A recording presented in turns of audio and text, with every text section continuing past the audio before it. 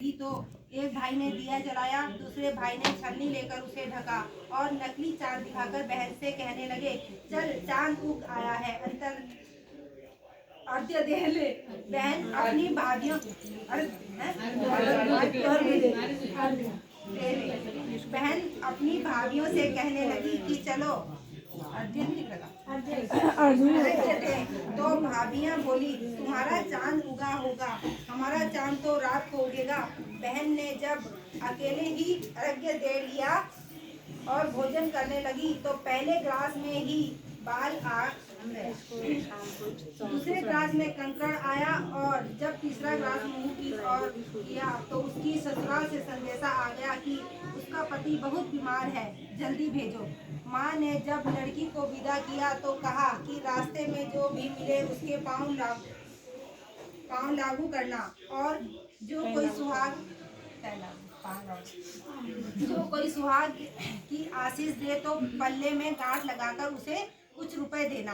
बहन जब भाइयों से विदा हुई तो रास्ते में जो भी मिला उसने यही आशीष दिया कि तुम 7 भाइयों की बहन हो, तुम्हारे भाई सुखी रहे और तुम उनका सुख देखो।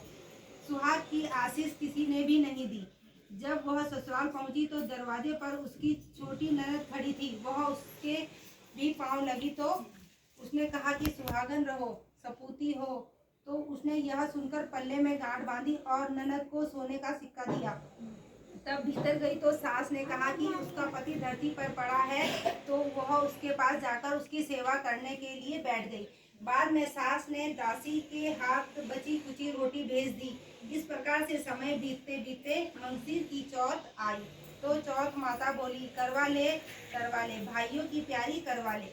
लेकिन जब उसे चौथ माता नहीं दिखी तो वह बोली कि हे माता, आपने मुझे उजाड़ा तो आप ही मेरा उद्धार करोगी, आपको मेरा सुहाग देना पड़ेगा।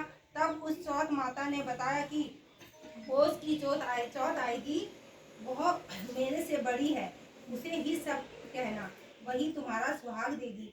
पौष की चौथ आकर चली गई, माघ की फागुन की चौथ आकर चली गई, चैत बैसाख जेठ आषाढ़ सावन और भादों की सभी चौथ आई और यही कहकर चली गई कि आगे वाली को कहना। असोज की चौथ आई तो उसने बताया कि तुम पर कार्तिक की चौथ नाराज है, उसी ने तुम्हारा सुहाग लिया है, वही वापस कर सकती है, वही आएगी तो उसका पांव पकड़कर विनती करना।